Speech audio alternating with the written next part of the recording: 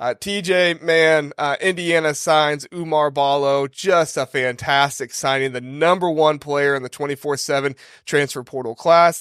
He is also the number two player in the on three transfer portal class. I don't think on three or I don't think Rivals or ESPN does transfer portal classes. I think those are the only two. At least those are the only two I checked. But I mean, this is a huge addition. I know he's the top center in both of those rankings. So I mean, TJ, you tell me, man, just how big of a commitment or signing is this for IU going into next year after losing Kalel Ware? I know that, the guards are a different story, but obviously somebody had to come in and replace Kalel Ware. How big of a commitment is this for the IU Hoosiers?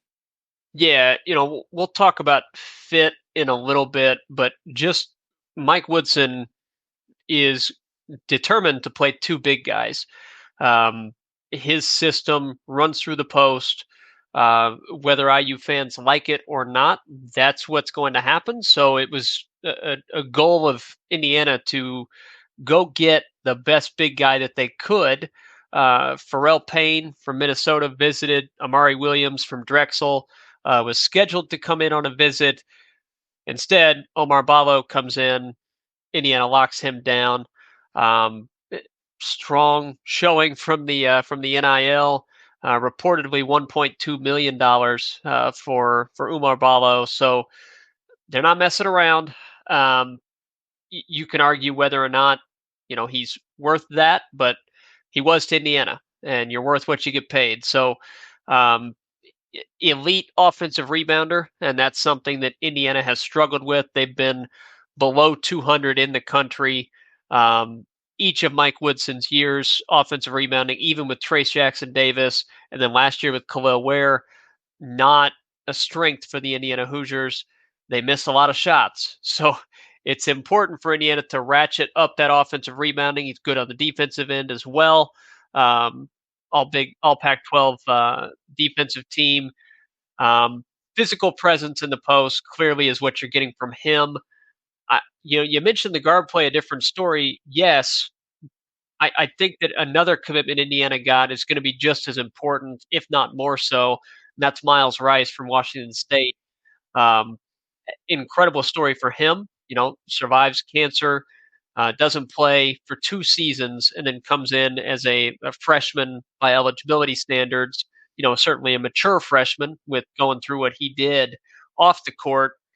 Comes in, makes the All Pac-12 team, wins Freshman of the Year award. Uh, I think that he will complement Umar Balo exceptionally well. Rice is really good in the pick and roll. Umar Ballo is elite at setting those picks, diving to the rim, and being available for lobs. That's something that IU used a lot with Trace Jackson Davis and Jalen Hood Shafino 2 years ago. I think you're going to see that same thing come to Indiana. What they need now is going to be perimeter shooting. That's been the issue for Mike Woodson's teams. You've got the post guys, you've got your point guard. You need to get some perimeter shooting. That's going to be their next focus. Yeah, I mean, you're going to have Trey Galloway really step up and be that guy as the off ball guard for this team. I presume he'll be starting as well with Um, Rice this year. But what are your thoughts yeah, on that? Caden Carlisle from Stanford is visiting Indiana this weekend. I'd be Oh, really surprised if he is not an Indiana Hoosier by the end of the weekend. wow. Um, I would be really surprised. Now, I don't know who's going to start between those guys, but I don't think that Cannon Carlisle comes to Indiana with the expectation to be a backup. Um, we'll see on that. Trey Galloway, um, he wants to do whatever he needs to do to help Indiana win. I think his best role would be coming off the bench as a sixth man. To be a combo guard that comes in, can play spot minutes at point guard, can play minutes at the two, and I mean, heaven forbid IU runs out of three guard lineup under Mike Woodson, but that could be something they do as well. Trey Galloway's big enough that he could do that. Miles Rice is 6'3". Cannon Carlisle's like 6'3" or so. Right. So that could be something that they do, but yeah, they do need. They've got a few scholarships remaining, and I would expect that would be put towards perimeter shooting. Connor Esigian, Big Ten fans know him from Wisconsin. He's visiting Indiana right now. And he's from Indiana originally, from Central Noble High School. So that would be a good fit. Somebody that could just come in off the bench and hit some threes, help the floor spacing, which is a real issue for Indiana, especially when you add another post presence like Ballo that is not going to space the floor at all.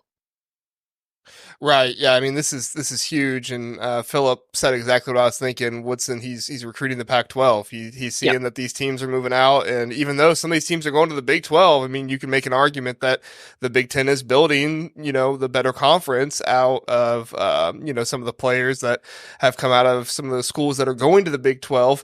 I guess not so much in Stanford; they're going to the ACC, but the Big 10 is definitely going to make that case for next year. Zad, we're going to get your thoughts in just a minute, but I want to welcome in Kent. Kent, welcome in. I know you were going to be late. I know you were probably rushing. I'm surprised you're not sweating, but we're glad to have you here. How you doing tonight, man?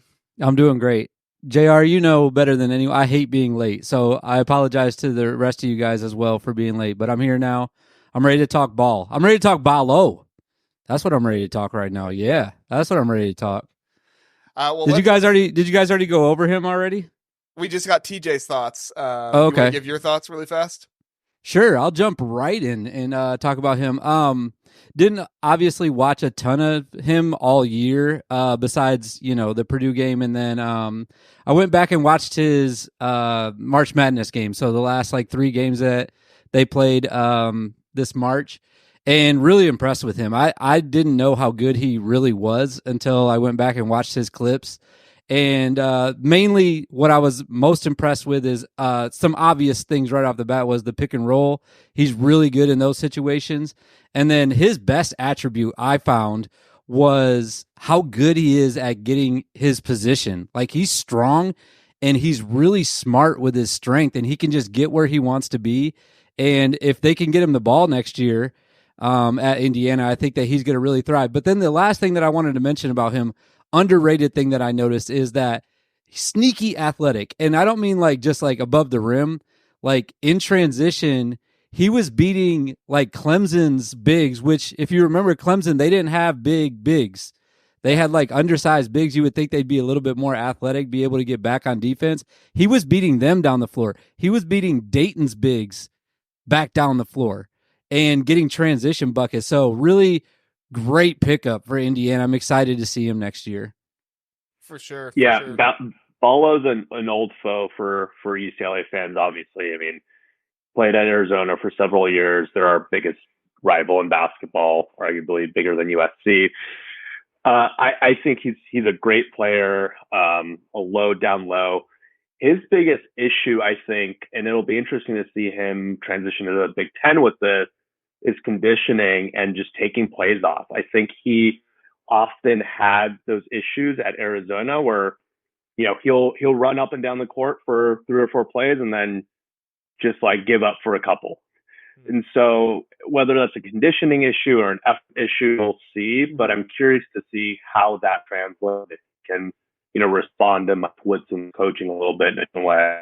Obviously, the free throw shooting is another issue for him. If he can improve that, I think you get a really, really complete player out of Ballo. But yeah, not looking forward to having to play him again. I was hoping never to see him, but here we are. And yeah, like someone said, I think Indiana's rating the Pac-12 and getting a lot of young talent. Miles Rice obviously is a very good player, and Kanan Carlisle as well, expected to be Hoosier, like TJ said. So yeah, it's kind of a some familiar faces coming over. It's kind of nice, but also like I was hoping not to see them again.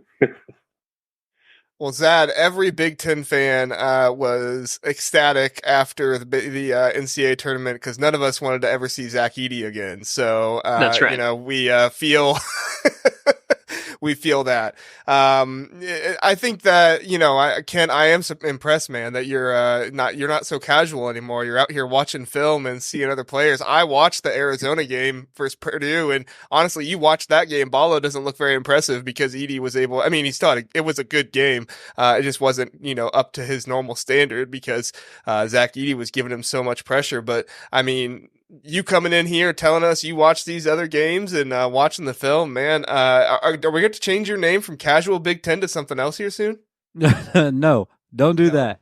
It's still going to be casual takes all the time. It's funny. One of my friends actually made a burner account. I'm putting him on blast right now, but he made a burner account called Serious Big Ten, and literally all he does with the account is like reply to all my tweets and tell me that I'm not serious enough. That's all he does. He made the account just to do that. But no, I'm not changing to Serious Big Ten. I have a resource that I'm able to watch like guys pretty quickly, just their clips. So when there's somebody coming into the conference like that, it's pretty quick for me to be able to pull up like a couple of their games and just watch like all their makes, all their misses, or like their defensive stuff if I want to look at that. And when I have an opportunity to do that, if I have some time to do that, a guy like him, you know, that Indiana fans are super excited about, I wanted to know a little bit more about him because, like I said, didn't watch him. All I watch is Big Ten all year. So the one game I watched, like you said, was the Purdue game. And I wanted to be able to know a little bit more about this guy. And I'm excited about him. I'm really excited. Yeah, I'm not excited to face him, but I'm excited for IU and my in-laws who are, I'm sure, going to be ecstatic. They're season ticket holders for IU. So, and TJ, I'm sure you'll be there to watch plenty. Let's end this conversation. TJ, you've already talked a little bit about the pick and roll and the possibility of getting the Stanford transfer in to help with shooting and stuff like that. But, I mean, tell me, with the other players that Mike Woodson is bringing in, obviously Malik Renew has a starting spot on this team. I anticipate there might be some switching out of both of them kind of playing the five a little bit, especially if Ballo, is taking some plays off, like Zod said, and going from there. But I mean, do you expect this team to look a whole lot different with how they play on the court or just with the players that are actually there? What are your thoughts in that way, TJ? Yeah, the biggest ongoing issue for Indiana fans is the stubbornness of Mike Woodson, inability or unwillingness to make adjustments. I think that Miles Rice is such an upgrade at point guard on what Indiana had last year. Xavier Johnson, even when healthy, was erratic, and he wasn't often healthy. So they were left playing Trey Galloway out of position, putting way too much of a load on him, or a freshman Gabe Cupps that was not ready to contribute in the Big Ten. So I think that the upgrade at point guard from what IU had last year to Miles Rice makes a gigantic difference in what IU is able to do. I think you'll see an offense closer to what IU ran with Jalen Hood-Schifino and Trace Jackson Davis 2 seasons ago than what you had last year. I think that the biggest issue that Indiana has to solve is Oumar Ballo played, and Zed mentioned this, they played, I think Ballo was 24 minutes a game, if I'm not mistaken. While he played those 24 minutes, his box score plus minus would have been second in the Big Ten after Zach Edey this past season. Oh. So you are probably going to be a really good team when he's on the court, paired with Miles Rice, Mackenzie Mbako, Malik Renew, and whoever's playing the two, whether that's Cannon Carlisle or Trey Galloway. When Ballo is off the court, number one, can Malik Renew stay out of foul trouble? The answer so far in his career has been no. He definitely cannot. So are you able to move him to the 5? Can he do that without getting in foul trouble? And that slides Mbako to the 4, which is fine. He can be an adequate stretch 4 if you surround him with 3 other guards. So I think Indiana in the transfer portal is still looking at who can they get to be an adequate backup to give you 10 to 15 minutes a game, because it's unlikely that Ballo is going to be able to extend his minutes per game to 30. That's probably going to reduce his effectiveness, and you'll see more of those plays off, right? So I think that IU rounding out this roster with another effective big guy, maybe even one that stretches the floor a little bit and gives you a change of pace when you bring him in, that would be the ideal for Indiana. That plus another perimeter shooter that could give you more versatility instead of just, we're going to dribble the ball down the court with Miles Rice or Caden Carlisle. We're going to throw it into the post to Renew or Ballo, and everybody's going to stand around and watch while those two go to work. That could be what we see, but it would be painful and result in probably another, middling season. I do think that IU's floor has raised from what it was this past season just by the addition of a really competent point guard, which IU did not have a season ago. Like, it raises your floor. Whether or not that ceiling can reach, top 2 or 3 in the Big Ten, I think is up to whether or not the perimeter shooting around those big guys can be good enough.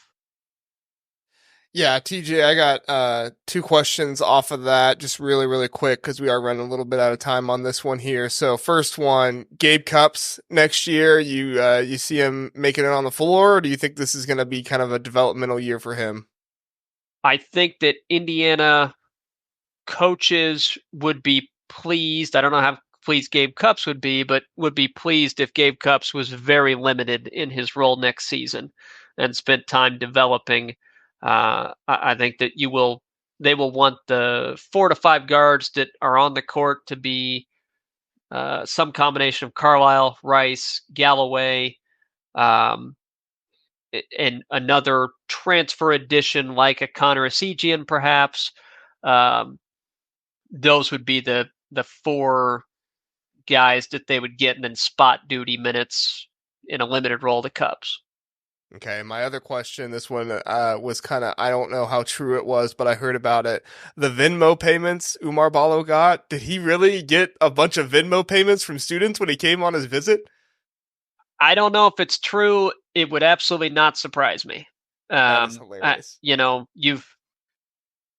The NIL payment he got, I guess, wasn't enough. You got to throw in the $10 and $25 extra payments for him to buy drinks at one of the Bloomington bars, I guess, too. I don't, the Indiana fan base is nothing if not engaged, I guess.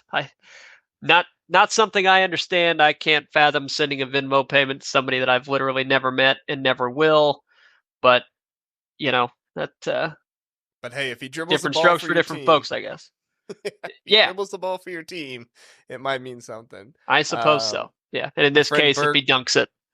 Our friend Burke from Often Daunted says if you get Farrell Payne, that would just be chef's kiss to come in there. We all know how much Kent is a Farrell Payne fan. Oh, yeah, man. If you guys got him, I'm all in on the Hoosiers next year. 100%.